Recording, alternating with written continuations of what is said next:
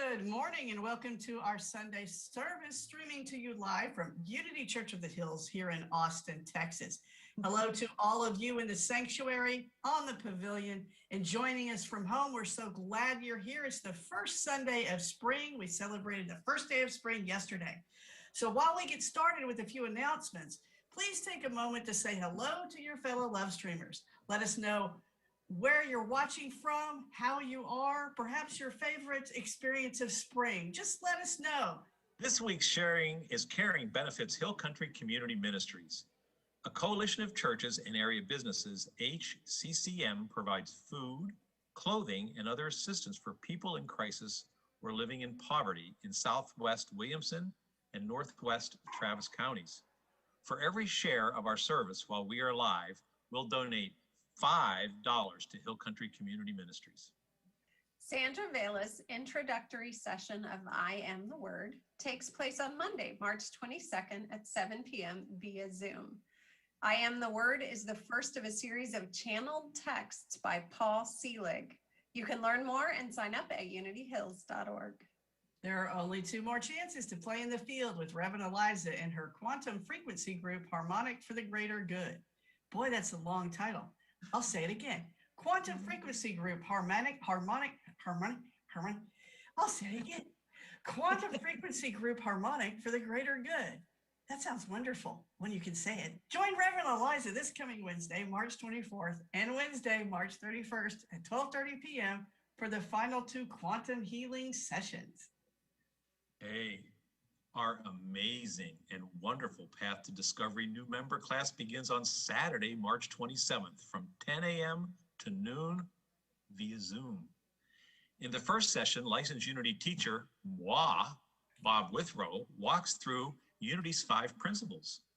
A copy of Reverend Ellen Davenport's book by the same name is included with your registration. Then, on Saturday, April 10th, you'll learn more about your spiritual home, Unity Church of the Hills. You'll meet staff members and hear from your board president. Register today at unityhills.org.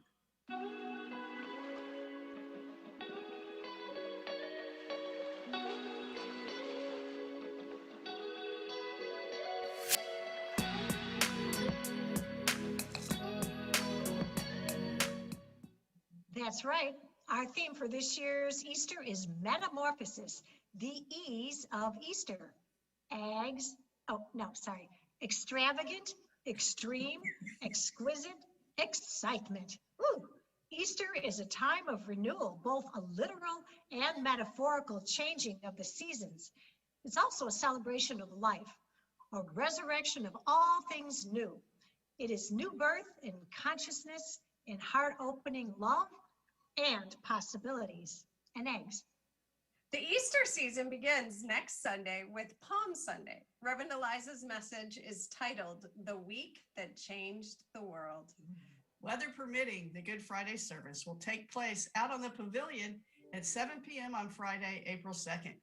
We'll explore the last words of Jesus and apply them to our own lives as we journey through the tomb to make room for the resurrection of the light. This service will feature a walk-up communion, and the RSVP link is already live on our website. And at 7 a.m. on Easter morning, we'll share a guided meditation via Facebook and YouTube, and Jean Lean will provide the 8 a.m. contemplative service on Facebook Live. But our main Easter Sunday service will be at 11:25 a.m. on April 4th. We have special music by Celebration and Reverend Aliza's message, Let God Be God in You, Anew and Renewed, promises to be both thought-provoking and inspiring. Finally, we've got Easter goodie bags that include some spiritual treats, including an Easter egg hunt for spiritual tools for the kiddos. While we can't deliver goodie bags to everyone, you can pick up your bag at the front office if you would like. Learn more about all of our Easter activities at unityhills.org/Easter-2021. Y'all know we like to roll out the red carpet for one another here at Unity Church of the Hills. We all deserve that special red carpet treatment. However, in this case, we want to roll up and get rid of the red carpet. So starting today, we're going to have an ongoing carpet campaign to replace the red carpet in the sanctuary with carpet squares to match what we have on the platform. A 2x2 carpet square is $20, and you can purchase one or more squares by visiting unityhills.org. That's right, unityhills.org. So we're calling you on the carpet for a magic carpet ride to a non-red carpet sanctuary. Thank you for all your support. That's it for the announcements. Be sure to say hello to your fellow love streamers and have a fabulous Sunday.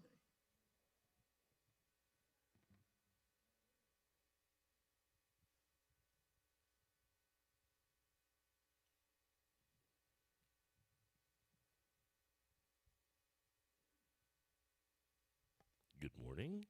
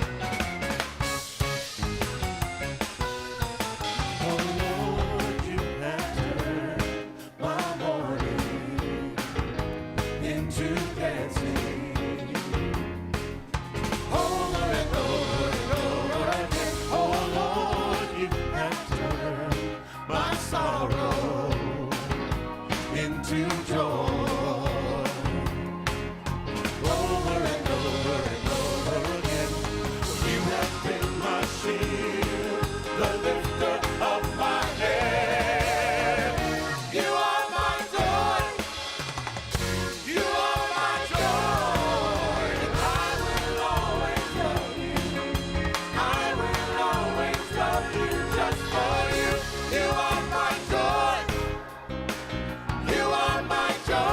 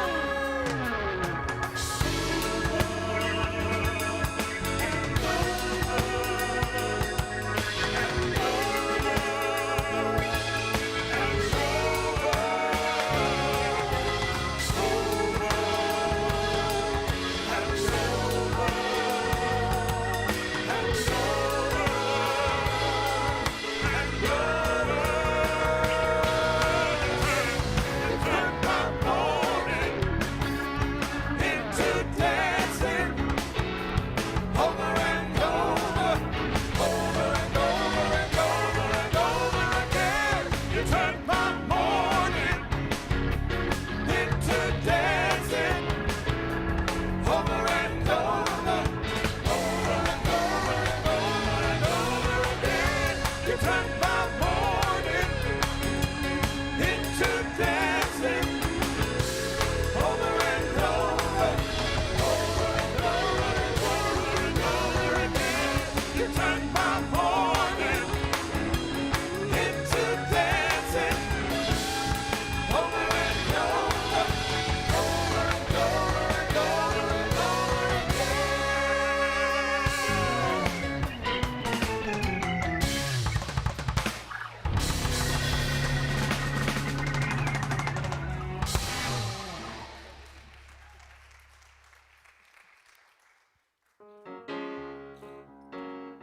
Oh, wow.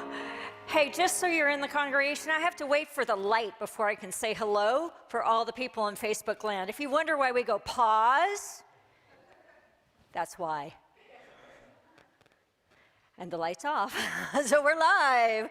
Oh, wow. Turn my morning into dancing. I love to dance in the morning, so I switched the word morning from M-O-U-R-N-I-N-G to M-O-R-N-I-N-G. So we're dancing in the morning. Good morning. Welcome. It is spring. Spring has sprung. We've got all kinds of things happening around here, including up to 50 people in our sanctuary. And people on our pavilion, and hundreds or maybe thousands in Facebook land. Yes? Welcome, everybody, whether you're on YouTube or the website or Facebook or here on grounds. We welcome you. We're so glad you're here with us today. My name is Reverend Aliza Bloom Robinson. I am your Bridge Interim Minister. And the thing about the Bridge Interim Minister position is it has an end point. And that's a good thing, right? So I am here a couple of more weeks and holding space for all the things that are coming and shifting and changing and opening. It has been my joy and my dancing and my celebration to be here. If you are watching or here for the very first time, we welcome you. If you are on the airwaves, type the word connect into the comments, and we have ambassadors who are willing to reach out and connect with you. If you are on Facebook, connect with each other, say hello. I was going to try. Courtney keeps trying to coach me how to do this. I can't do it very well, but hello, Susan and Mimi and Sandra, and oh, my mom's watching. How cool is that? Hi, Mom. Rick and Kyle and Jeff and Michael and Nancy and all kinds of people. So connect with each other in the comments, because that's really a fun thing to do. And we like to know that you're all connecting with each other. Of course, in the sanctuary, we will not have get up and hug your neighbor quite yet. So don't do that, please. We invite you to keep your mask on, and we're still following all the CDC guidelines and really excited to be open up at this point, for this many people now. It's so great to see you. It's really weird. I was telling Tammy, I'm like, oh, there's people now. As much as I was stressed about, oh no, there's no people, now there's people. So it's all good. We do have prayer chaplains. Unity is founded and based on prayer. We have Tim right here today with a prayer chaplain stole, holding space inside our building. You can pray with Tim, socially distanced afterwards. He'll be around. He's got a purple stole on. And if you would like prayer, there's the phone number. Please call that number, leave your name, your prayer request, and that your phone number, and a prayer chaplain will call you back again. Our youth and family still is meeting virtual, although a couple of people have asked, can we bring our kid into the sanctuary? And we said, absolutely, if you include them in your RSVP, which opens up for next week, shortly after the service this week. And again, socially distanced, mask, all the appropriate measures that we're taking. But we just bless our kids, from the high school kids all the way down to the babies. I heard we had a baby born in our congregation in the last couple of weeks. Can't wait to see those babies. Very fun. So we bless our teachers, our kids, their parents, and all of the families. So we've been rotating through our mission, our vision, and our search for a senior minister prayer. Today is our mission. So if you would please not only say the words, but feel the words, embody the words, become the words of Unity Church of the Hills mission statement. Together. We put God first, celebrate life, serve truth, and empower people to transform their lives. That is who we are. That is what we do. That is the embodiment of every person here. So a couple of things. Yesterday we had a celebration of life for Bob Heinrichs. It was amazing. It was stunning. It was a production, of course. But I want to just take a moment to just, love on Susan again and honor Bob for all he was and is. And a great big huge thanks to Celebration, to Tammy, to the production team, to every person that was a part of creating it. It was live streamed and there were quite a few people here, but we just honor Bob and continue to hold Susan in this big change. And it was just amazing. So thank you, everybody. Steve and Mary Boland were here to participate in the service, and amazing. I believe there's a kudo board, right, for Bob on the website. So you can still send your messages to Bob. Obviously, he's not physically here to read them, but Susan is, and his family is. So we honor that. And the question that everybody has, right? Everybody's sitting on the edge of the seat. So what are we doing? What are we doing? What are we doing? Can you feel it? I got nothing. You're supposed to laugh. Here's, you know what? When you give a joke and you say you're supposed to laugh, it didn't work. Anyway, the board is looking, considering, meeting, continuing the process with our search for a senior minister. Most of you know Reverend Cherie Taylor-Jones was here last week. She spent most of the week, meeting with different people. She met with the staff, she met with licensed teachers, prayer chaplains, and a variety of people. And there is a lot of information. Thank you to the 220 some of you who have given feedback. The board is looking at all of that, and they will be meeting, and they will be continuing to move forward. As soon as we know something to tell you, we will tell you. That's my promise to you. Until then, hold the highest and the best, right? Sit in the anticipatory moment of what may be coming. So, with that out of the way, and filling the space, right? I want to invite Tammy up to do our opening prayer and Roderick to do our crystal bowl. Again, we welcome you. We're so glad and grateful to actually see you live in person and to see you over the airwaves.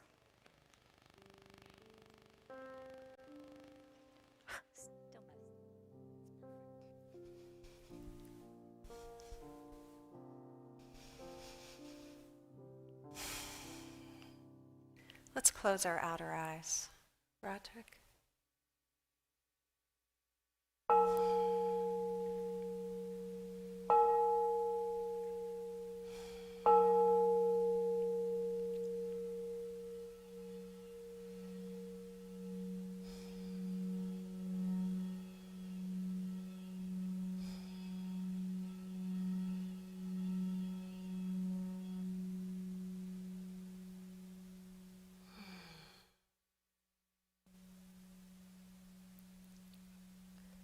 We put God first, that indwelling presence of life, that one power, that one presence that is everywhere. We put that first, knowing that this is God's church, that we are expressions of that one life, coming together to co-create a spiritual community that is in alignment with that presence, that is allowing that presence to have its way with us. We're letting it have its way with us today. Each of us coming forth, setting aside anything that is distracting us from that truth, that we are divine, each and every one of us, a perfect whole expression of that one life in potential, waiting to be fulfilled. We get to play in that vibration, to allow that to move through us in the quantum field of potential. We are each one being born moment by moment. And so we speak a blessing into that space. We are love in expression, joy in expression, peace in expression. We allow that expression of us, our highest and greatest expression, to show up today in service to one another in the sacred and holy moment that this is. Allowing that holiness to be us, to love us, to heal us, we move forward with anticipation and excitement and joy. And we rest in that truth, knowing it is so. And so it is. Amen.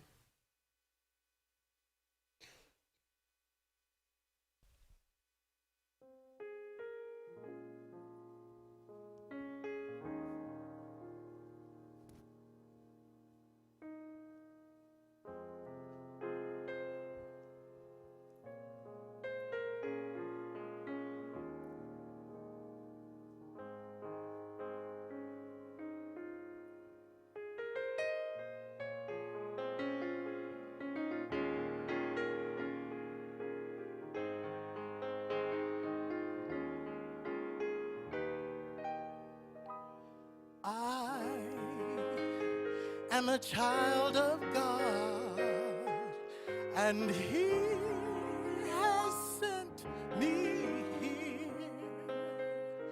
God's given me an earthly home with family kind and dear.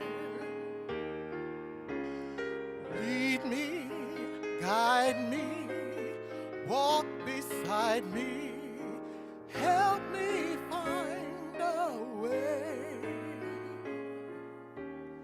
Teach me all that I must do to live in love each day.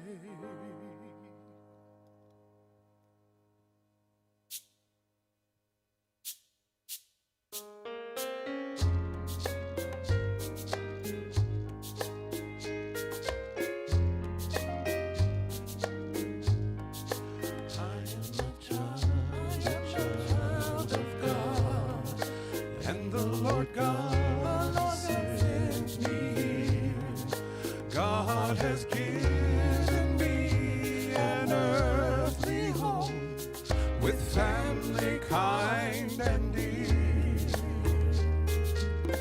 Lead me, guide me, walk beside me, help me find a way.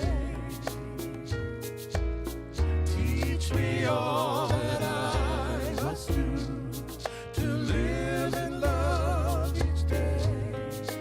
I am a child of God, and the Lord God has sent me here. God has given me an earthly home with family kind and dear. I want you to lead me, guide me, walk beside me, help me find a way.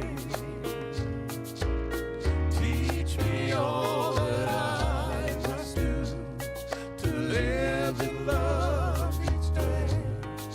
It is my prayer of peace, to live as one in unity, and I will stand to change the world. It all begins with me. Lead me, guide me, walk beside me, help me find a way. Teach me all that I must do to live in love each day. I am a child of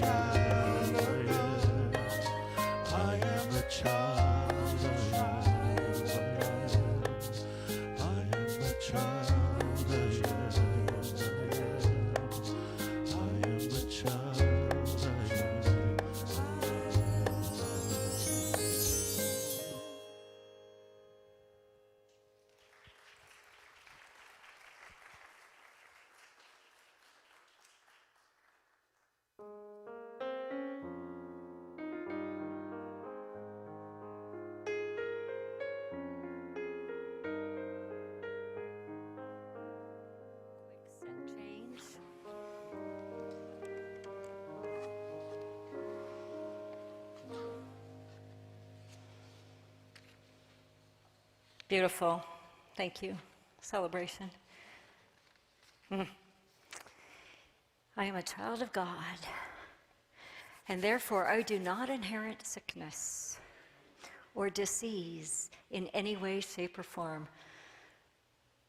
Words of Myrtle Fomar, co-founder. I wanted to start with a little story, and just give you a heads up, you might groan.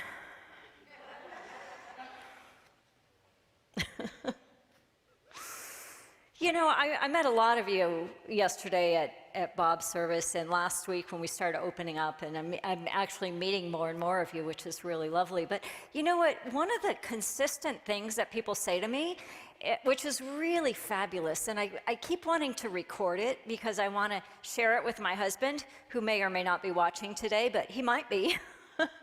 And that is, I really like your bad jokes. And so I really appreciate that. So if it's true, keep encouraging me. And if it's not true, well, you know that's encouraging me, right? Okay, so there was a couple who had been married for like 30 years. Long time, successful marriage.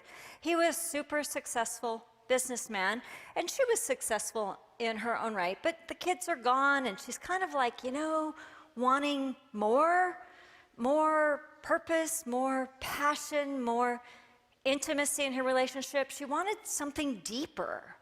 She just wanted more. Not money, not stuff, but a deeper meaning, a deeper fulfillment. And she kept trying to talk to her husband about it, and he kept not getting it. So she said, "Will you go to marriage counseling with me?" And he's like, "Oh, all right." And they went to marriage counseling, and they sat down, and the guy was wonderful, and he was listening, and he was really hearing them, and he was witnessing back to them, and he was starting to get that he, the husband, wasn't really getting what she, the wife, needed. So he finally said, "Okay, this is what she needs. I'm going to show you specifically what she needs." And he had the wife stand up, and the counselor went over, and he gave her a great big bear hug, just wrapped her into his arms. And she melted a little bit, as you do in a big bear hug, not that we would remember those. But one day we will do it. We will come back to hugging, I promise. Please. And he says to the husband, he says, "This is what she needs." And he goes, "Yeah, but I've given her vacations and cars, and I sent her away for a month last year with her girlfriends to go to Greece for a whole month, and I don't get it." And he says, No. Look, this is what she needs. Great big hug. And the husband says, "Oh, are you kidding me? I don't have time to bring her every day here for that."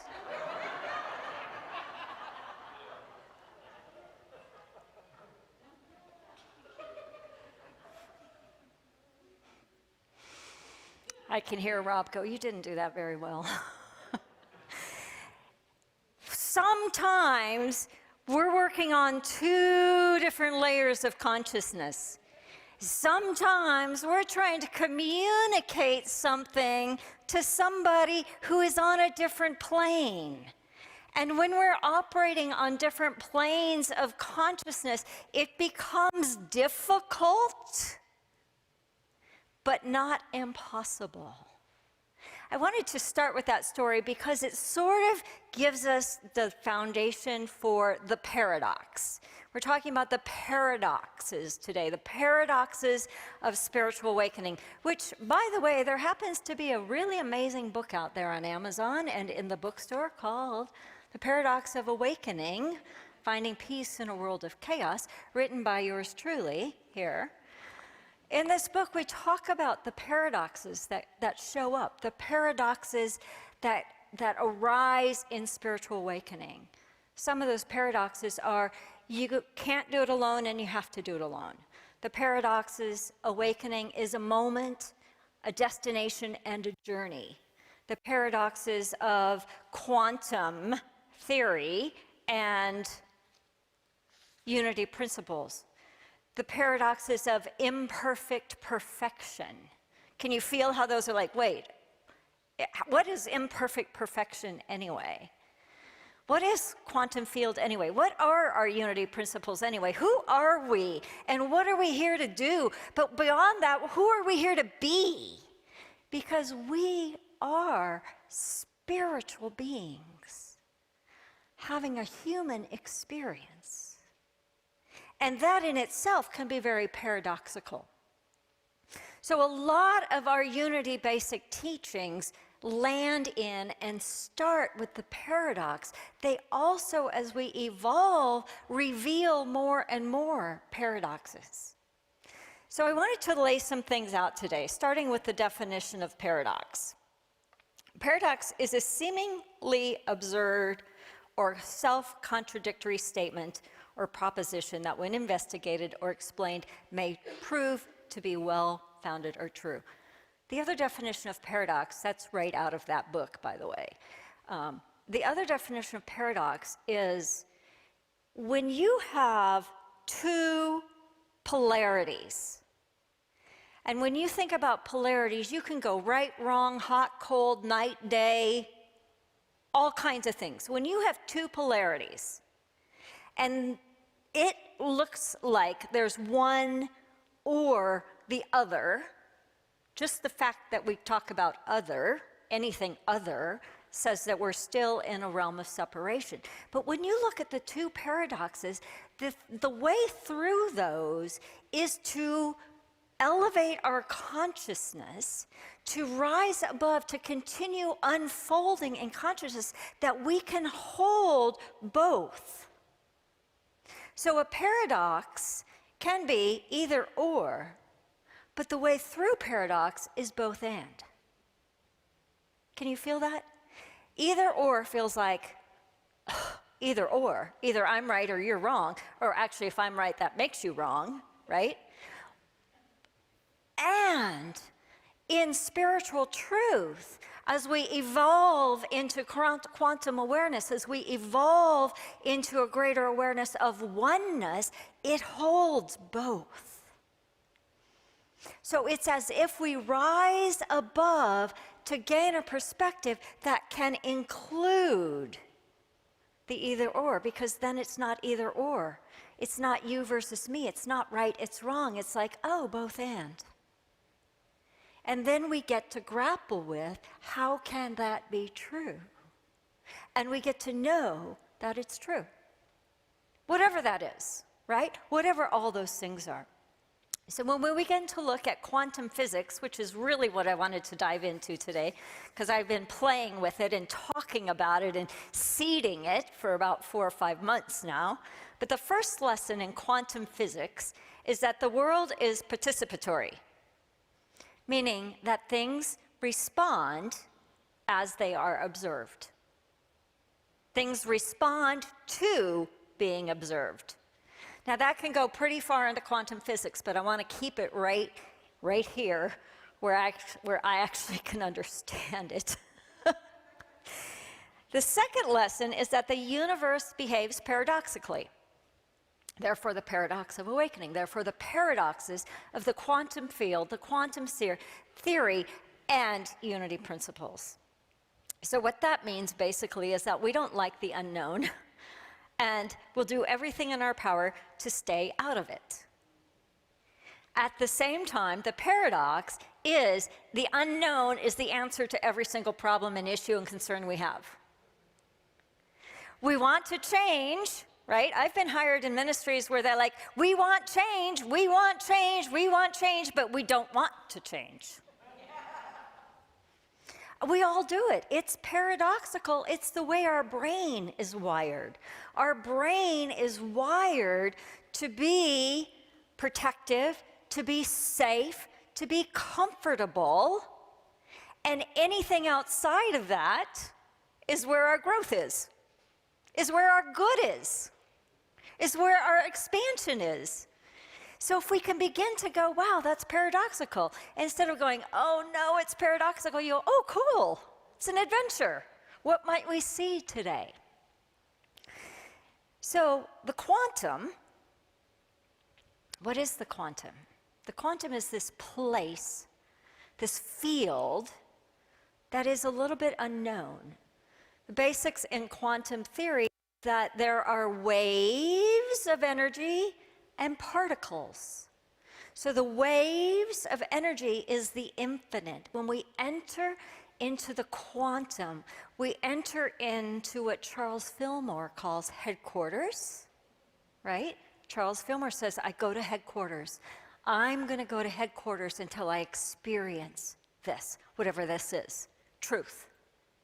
The quantum field is God, source, creation, the universe. The quantum is creative.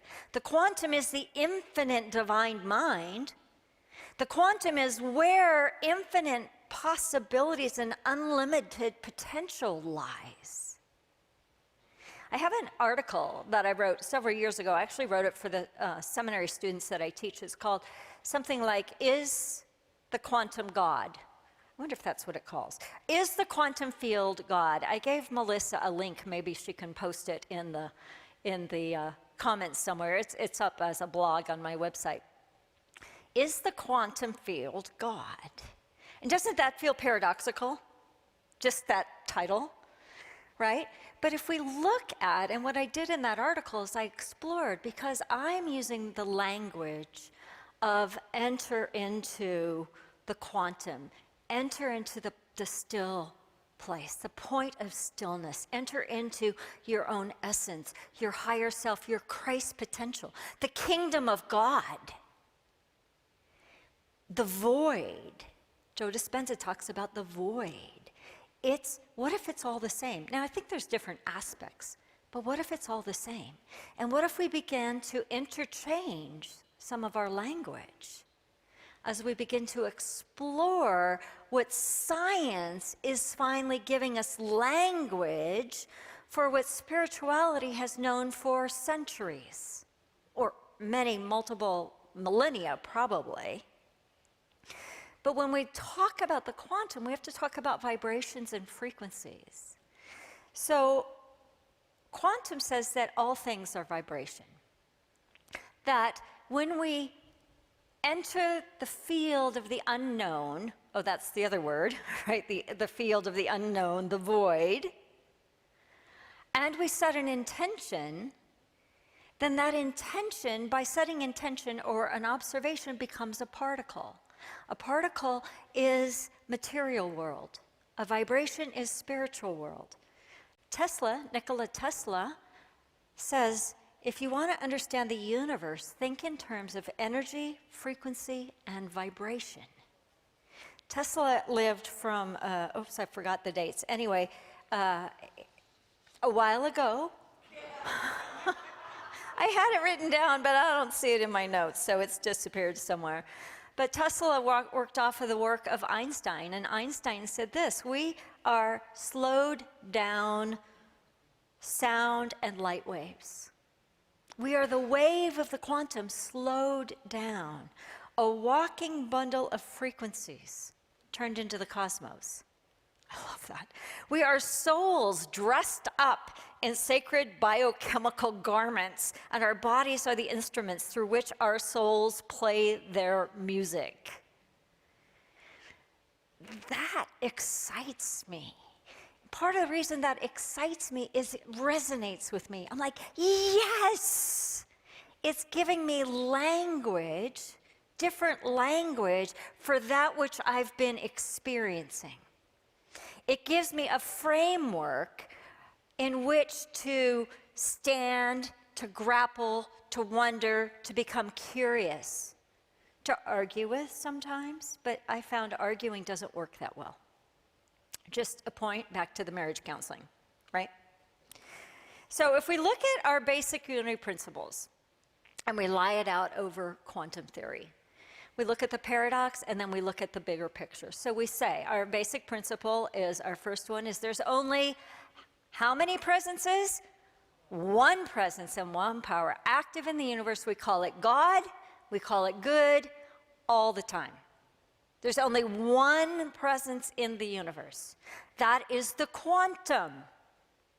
Wait, what? Wait, what?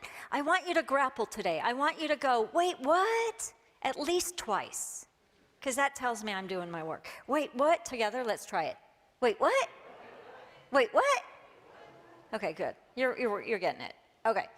So in the beginning, before there was Genesis, before there was anything, when there was no thing at all, there was an impulse so great that out of the void came light. The light itself was a wave. After the light, there was an impulse so great that there came earth, animals, humanity, and it was what? Good.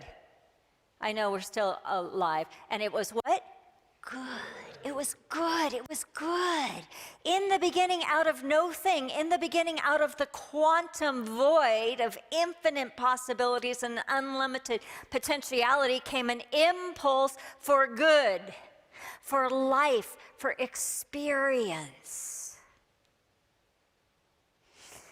Our second principle is that we all, every single human being on this planet, has that Christ potential within. That we are Christed beings, maybe not in fulfilled manifestation, because we have to live through our egoic personalities and our issues and our karma and our life lessons, but we all have that potential, just as the potential of the oak tree is in every single acorn. We all have that potential. In unity, we say that we don't only have that as a potential, it has become our responsibility to awaken that Christ, to awaken, to embody, to integrate the best, biggest, most brilliant of our own Christ essence that's possible. Yes? Yes.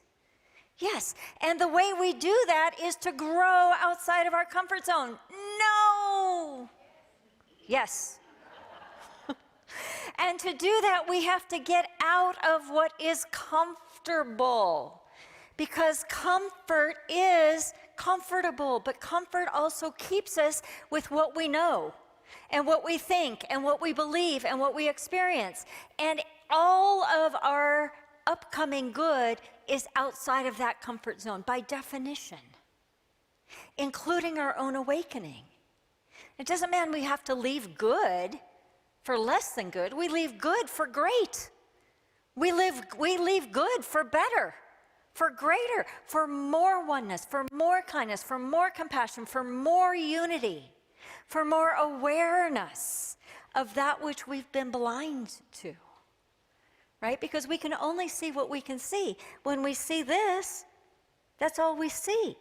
But when we remove our blinders, when we begin to wake up, when we begin to recognize that, wait a minute, this is my work on the planet. I am a spiritual being, here for a spiritual experience inside the human condition. Now, a couple hundred years ago, the mystics, they got to go live up in a hut on the mountain.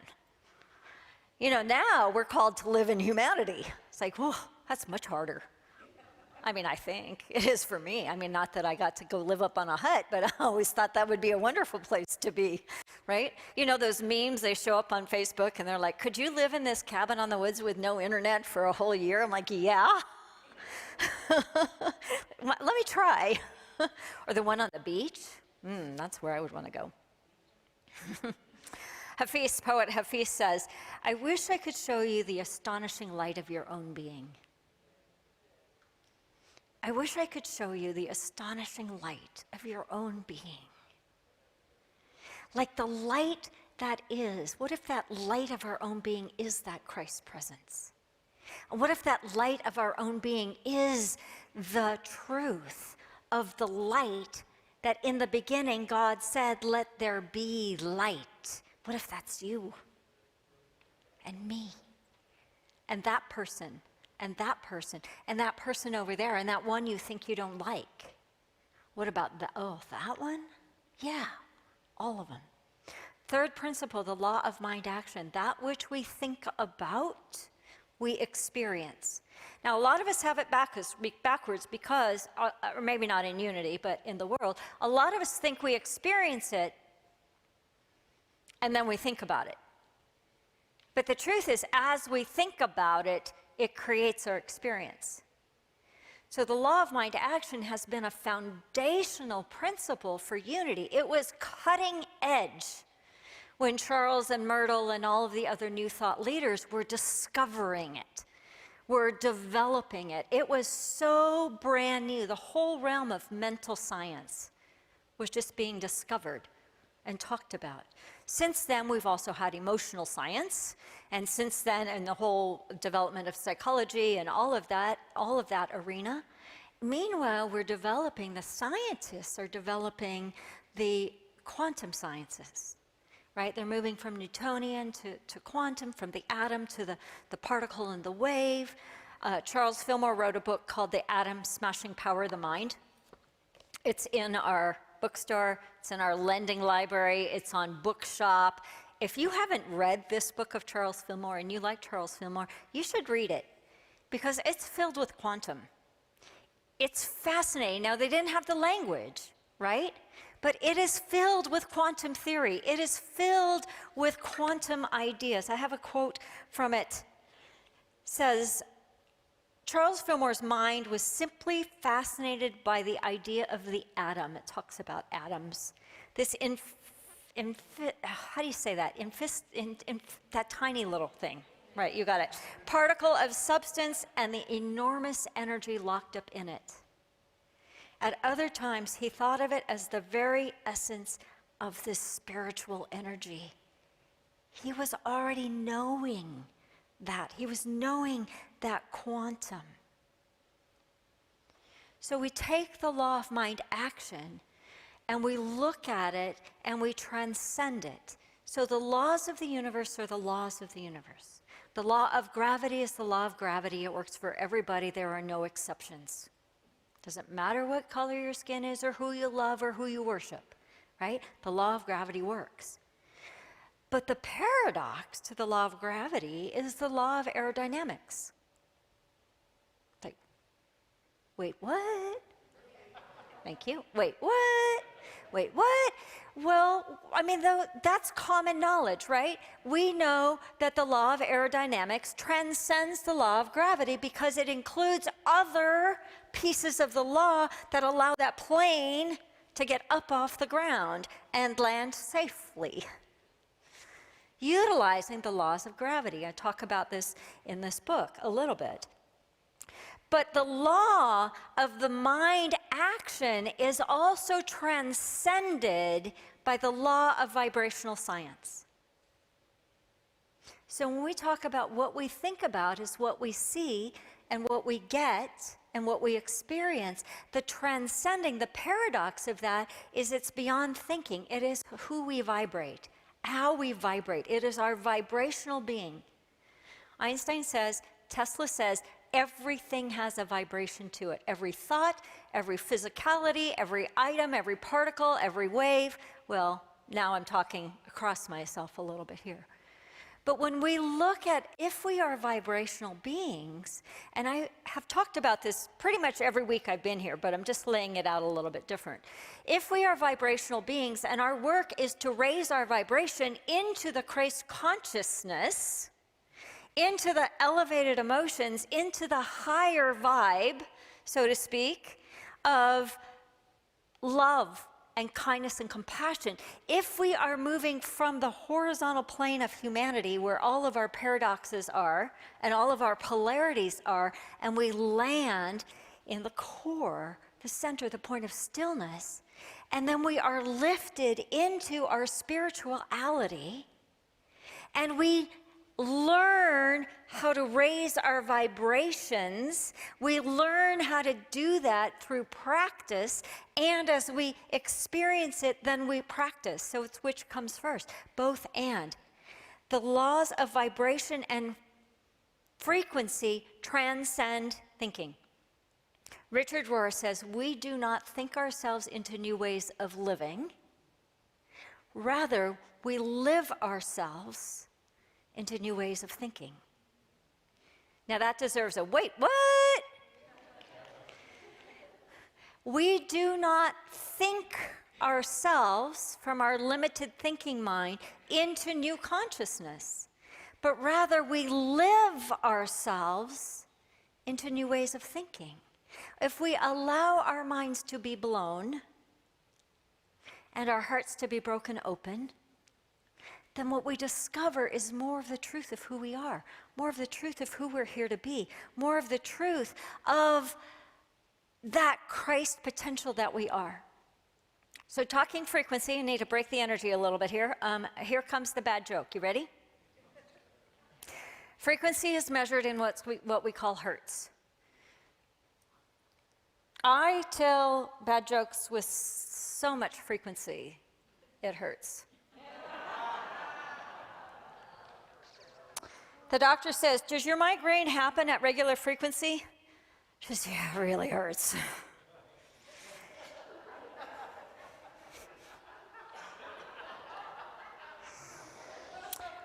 Why can't humans hear over or under certain frequencies?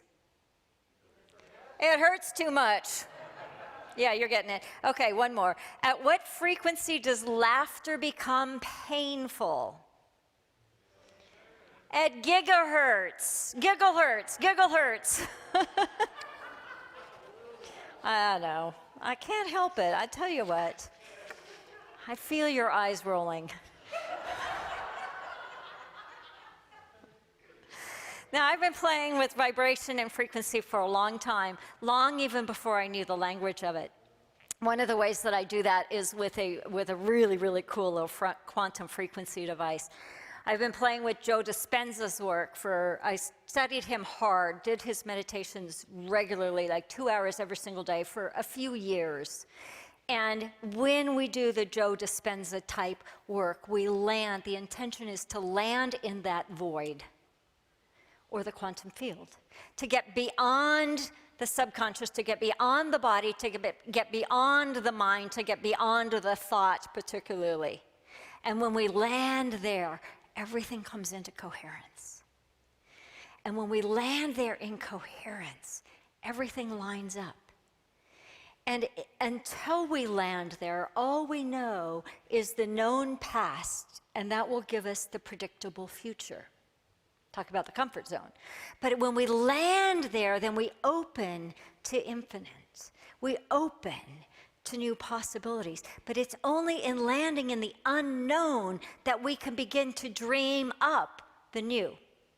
So when we land in infinite possibilities, when we land with a clear intention married with an elevated emotion, we can bring all things into manifestation. That's what Jesus did. Now, did Jesus have quantum language? He probably did. Did it get translated into our Bibles? Not exactly using the quantum language, but it's there. You can find it. When Jesus fed the multitudes, out of nothing came something, but he lined up. Jesus was a master in lining up into that quantum field, to lining up into high vibration in order to bring forth healings and miracles and parables and all kinds of teachings and learnings. It's said that Jesus spoke in parables because his people didn't understand science. And the language hadn't been developed yet.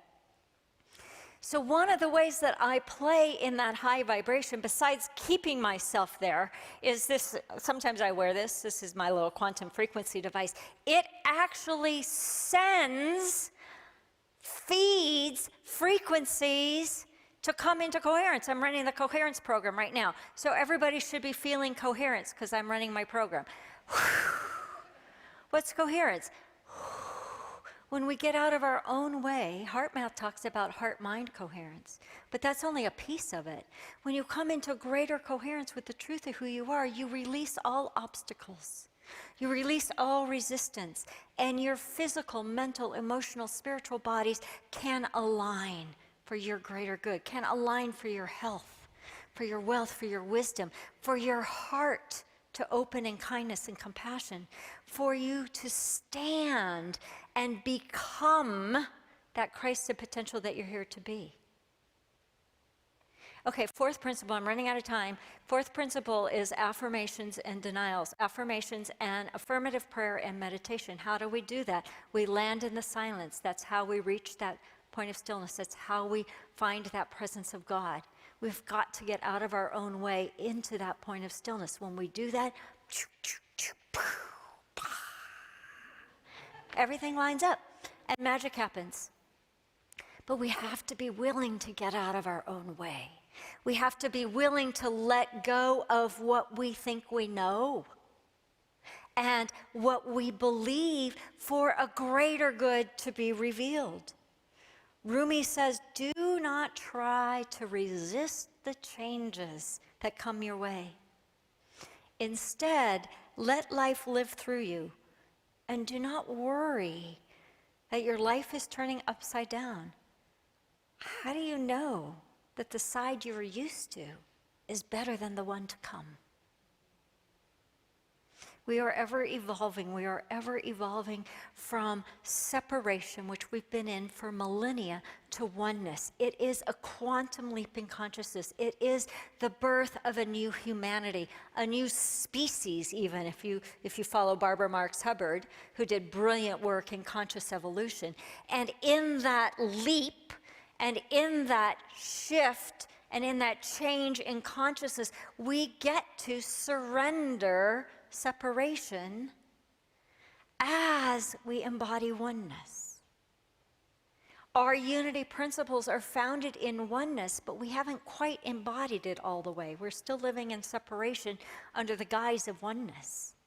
But when we land there, when we touch it again and again and again and again, then we begin to tip the scale. And when we do that, what we discover is there is no other.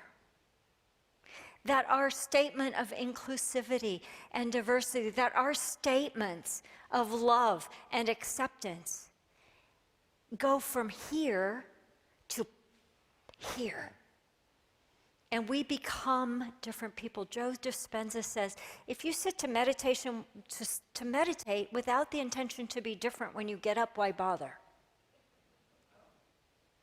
If we come to church on Sundays and we practice these spiritual principles, but we're only taking them in on an intellectual level and we're not allowing ourselves to be transformed and to be changed by that, why bother?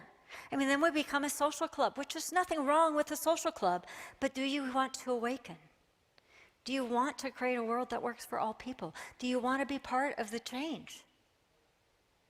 I know that C word, I know, it's so hard, we just don't want to do it. And yet, our fifth principle, when we practice, practice. How do you get to Carnegie Hall? Practice. How do we embody oneness? Practice.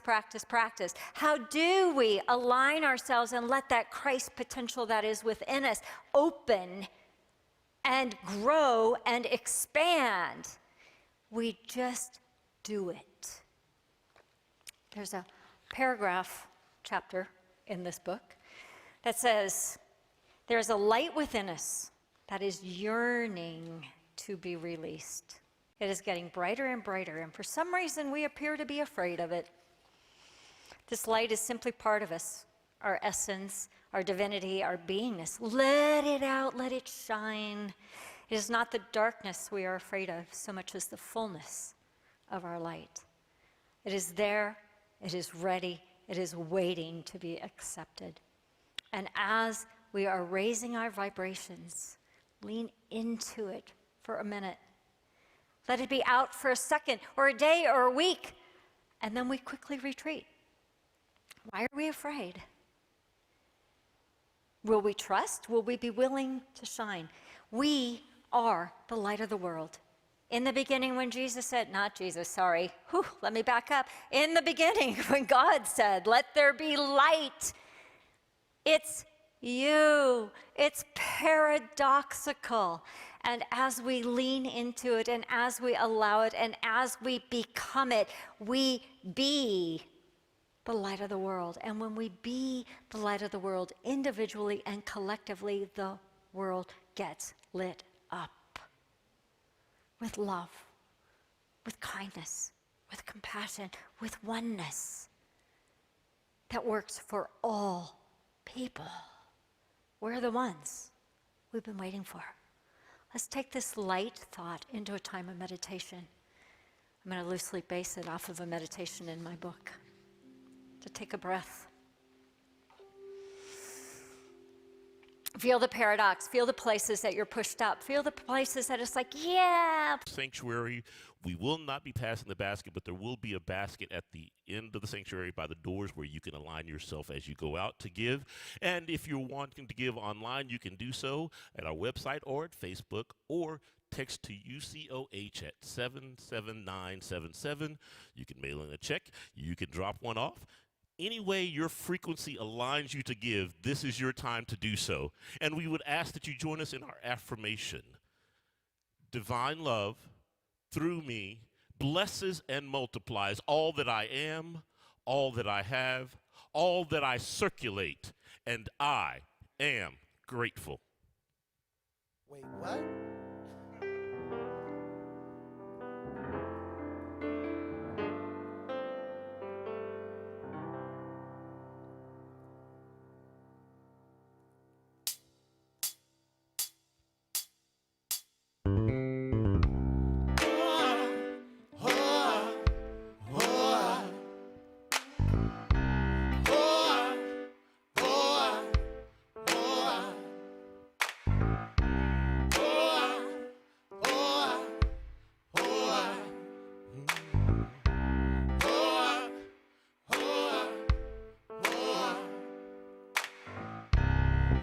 I cannot hear sparrows sing, and I cannot feel the melody. There's a secret place that's full of grace. There's a blessing in the storm. Help me sing it. There's a blessing in the storm.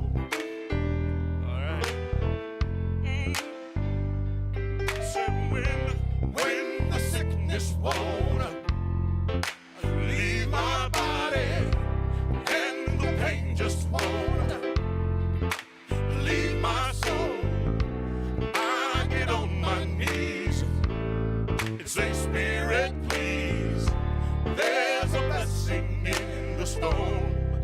Help me sing it. There's a blessing in the storm. Blessing wash over you when I cannot seem to love again, and the raindrops won't ever end. If you just hold on, those clouds will soon be gone. There's a blessing in the storm. Help me sing it. There's a blessing in the sweet, the storm, sweet, the storm, sweet, sweet, the storm when I cannot seem to love again, and the raindrops won't ever end. If you just hold on, those clouds will soon be gone. There's a blessing in the storm. Help me when I cannot seem to love again, and the raindrops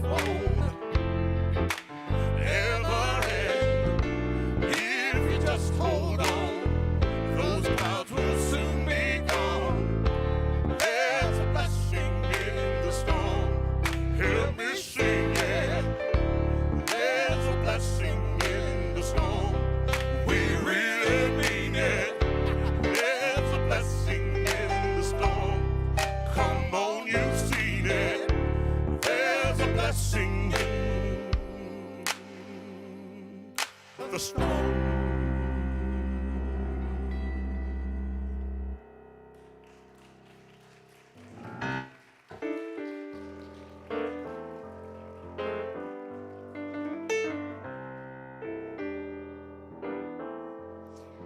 Another paradox, right?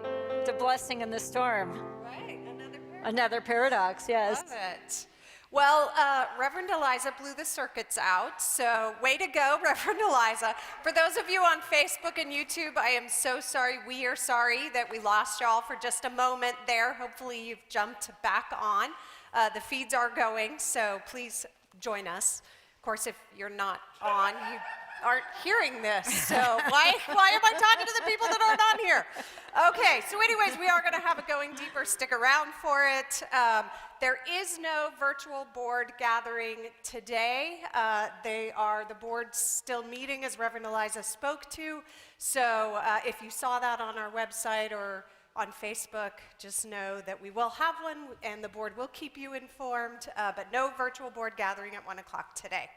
And do not forget, next Sunday starts Easter with the Palm Sunday, and the RSVP link for that will be up very shortly. So we're going to do the embodied version of the prayer for protection. Would you like to lead us, Reverend Aliza? Yes, please join us, and as you do, don't just speak it, be it. I am the light of God. As the light of God, we shine. I am the love of God. As the love of God, we embrace. I am the power of God. As the power of God, we stand in truth. I am the presence of God. As the presence of God, we radiate love. Wherever we are, God is, for we are one. God bless you. Have a beautiful week. Stick around for Going Deeper.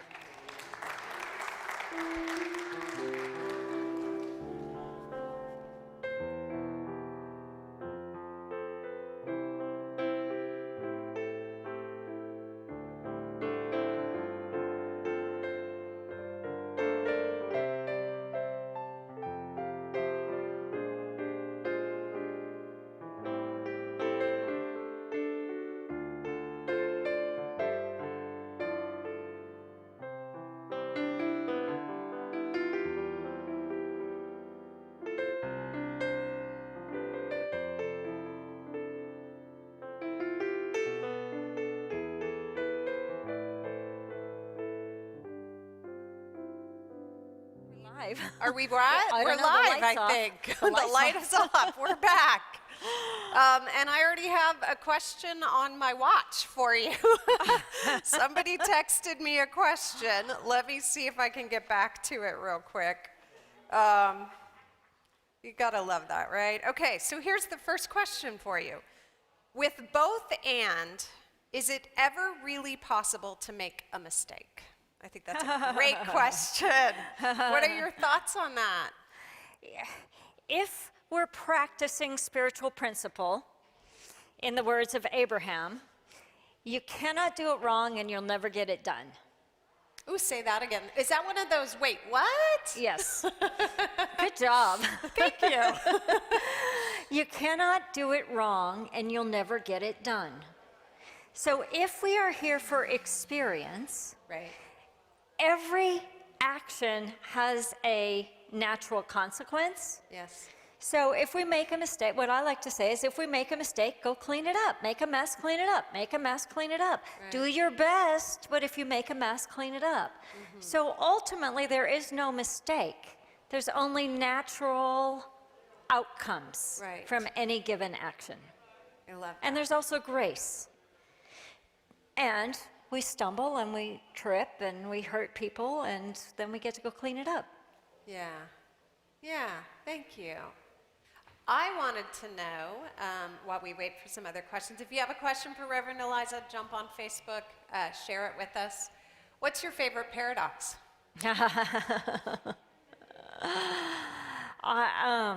Wow, my favorite one. I think the one that I say the most is you you can't do it alone, and you have to do it alone. Yeah, you want to speak a little bit more about that? Yeah, so really in your awakening process, each of us, I say you, but I mean us, all of us individually, we have to do our own awakening. But when we're doing deep inner work, that deep transformational awakening, we cannot find the hidden places in our unconscious without assistance. That can come through scripture, it can come through a mystical experience, it can come through a guide, it can come through all kinds of different ways. But the definition of that paradox is you have to do the inner work. Nobody else can do it for you, and you can't do it alone. The other piece of that is we're not supposed to, like I think of Susan, right? You're not supposed to walk grief alone. No. You're not supposed, we're not designed to be alone. We're designed to be in community. Right. So there's like 3 levels in that paradox. Yeah. Awesome. Okay, I've got someone who is curious about the device that you're wearing. So I don't know if you want to say any more about that real quick. It is a device, and it is a quantum frequency device, and I would love to share information about that. I'm not going to do that on live, but shoot me an email or put a comment and say, I want information. I've got a really short video I can shoot you over, and then happy to talk to anybody about that. Okay. So Tim has a bad joke. because so the question for you, knowing it's a bad joke, why is it difficult to see another physician for a second opinion? Why? Because then you're dealing with a pair of docs. Oh. Paradox. Ba-dum-bum. That was really bad. I think you two could easily have a pun off for bad jokes. And Roderick, too. Yes. That was pretty funny. Well, Roderick would be here to groan at them. Yeah, he would. For sure. So I wanted to know, how can we use quantum science and frequency healing to help us evolve and express more of our Christ potential? So if we want to bring forth more of that, what are some really great tools to use to pull from science? You spoke to it a lot in your message, but any additional thoughts? Practice basic unity principles, but embody them. Right. You know, practice, there's only one presence. If that's true, then there can be nothing and no one against me ever, ever, ever. So when something that looks like it's against you bumps up, go do the work. Do the work, call somebody, get a spiritual facilitator. I feel like Blake Shelton. Yeah? Get a spiritual facilitator. Do you watch The Voice? Oh, yes. It's like, vote for me. Oh. Get somebody. Yes. Well, I can attest to the fact that you are a phenomenal guide when you're trying to do some of your own work that's blocking you. And another piece of that is to just realize that we all have unconscious biases. It's by definition, by the same reason that we all have a comfort zone. Right. And that what we're working on in the quantum leaping consciousness of humanity is a leap. So it's always going to be outside. So when you talk about or feel like bumped up against, look again. Like what is really being here? What is it? Where is my unconscious bias? What is right outside of my viewpoint? And just pivot and look. You can do a lot of this work. Yeah. And unpack it, or be willing to say, wow, I'm really in a paradox right now. I'm really in a quandary right now. I'm really struggling with something inside of me. Own it. Right. And then you can walk through it. You know, whatever that is. Yeah. Awesome. All right, so here's another question. Can you talk about discernment regarding the truthfulness of received messages or guides when faced with seeming paradox? I think we know whose question that is. So I'll read it again. Can you talk about discernment regarding the truthfulness of received messages or guides when faced with seeming paradox? So how do you get to the truth with the capital T? Okay, so here's the deal. The truth with a capital T will always be simple, succinct, and not necessarily comfortable. Wait, what? Thank you. You're welcome. When we're like seeking guidance within and we're seeking discernment, and I have a whole discernment process. I actually have an ebook about that too. This feels like a promo day.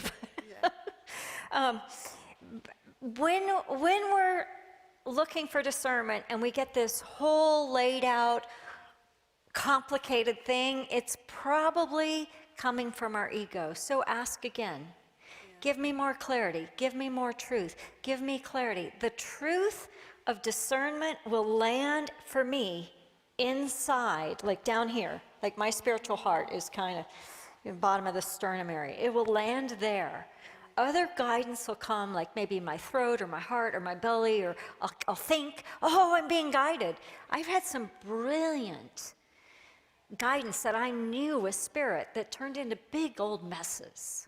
Really? But what's to say that that wasn't still the guidance, because it led me through what came out of the mess, Right. right? Yeah.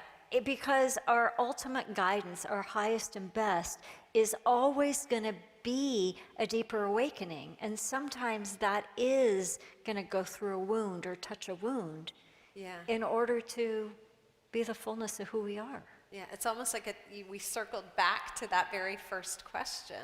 right? Yeah. It's the paradox. That you can't get it wrong and the journey never ends. Yep. Yeah. Which is the good news, really. Yes. Like, yes. take a breath. But that does kind of like lead to one of my other questions around like for folks who have a difficult time seeing it as an adventure, who are, what do you recommend for those folks that are stuck in their resistance to change or taking life a little too seriously? So if we have somebody in our life who's stuck and taking life a little too seriously, this is what you don't do. Oh, get over yourself. You don't do that. Don't do that. If you're stuck, if I'm stuck, then I can practice my principles for myself. Right. If we're talking about somebody over here who's apparently stuck and stopping the system, Right. we get to do our own work. Right. Right? But we create, this is what I've been doing since I got here, really, create a spaciousness, a softening of resistance, so that perhaps we can get a glimmer of another truth, Yeah. or a different truth, or an opening. If you're in relationship with somebody who's not getting that it should be lighter, who's Yeah. really serious, you can hold them in softness. You can hold them with light. Our tendency, if somebody's acting out, we're going to act out about their acting out, right? I'm Right. going to be so judgmental about their judgment, Right. Right. right? Instead of compassionate Yeah. and kind and spaciousness and curious. What's really going on? Because what's really going on, not that people can get here automatically, but ultimately what's really going on is there's a need that's not being met and a fear that's being pushed up. Yeah. So if we can create a spaciousness in love, then there may be a discovery of that, or there may be a softening in that. But you can't be out to change anybody else. No. Darn it. It's a setup for failure. There's a few people in the room. Do you want anybody in the room have a question? Yeah, do any of you have a question? Already Okay, good. answered Ellen's hers. Good. question has been answered. Good. Anybody else? Well, then I think we can call it a wrap. Is there any final comments you would like to make? Roll with it. Have fun with it. Begin to notice where your thought is and expand it. Begin to notice what you can see, where your comfort zone is, and just expand it. Just go beyond it. Just little tiny baby steps with the intention of a deeper awakening, with the intention of seeing what you haven't been able to see, of hearing what you haven't been able to hear, for the greater good of the whole. The whole meaning humanity, United States of America, Unity Church of the Hills, your family system, your work system, yourself. Okay. Because we're good. We are good. We good. We good. We good. And we're walking some messy, messy things. But what if it all works out? I love that. Thank you, Reverend Aliza. You're welcome. All right, everybody, have a beautiful day. Namaste. Bye.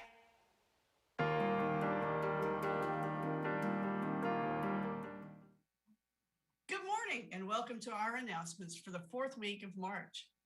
Sandra Vela's introductory session of I Am the Word takes place on Monday, March 22nd at 7 p.m. via Zoom.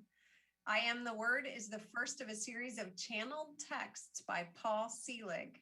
You can learn more and sign up at unityhills.org. There are only 2 more chances to play in the field with Reverend Aliza and her quantum frequency group, Harmonic for the Greater Good. Boy, that's a long title.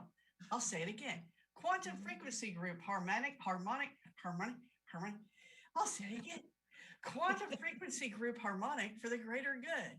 That sounds wonderful when you can say it. Join Reverend Aliza this coming Wednesday, March 24th, and Wednesday, March 31st at 12:30 p.m. for the final 2 quantum healing sessions. Our amazing and wonderful Path to Discovery new member class begins on Saturday, March 27th from 10 a.m. to noon via Zoom. In the first session, licensed Unity teacher, Bob Withrow, walks through Unity's 5 principles. A copy of Reverend Ellen Davenport's book by the same name is included with your registration. Then, on Saturday, April 10th, you'll learn more about your spiritual home, Unity Church of the Hills. You'll meet staff members and hear from your board president.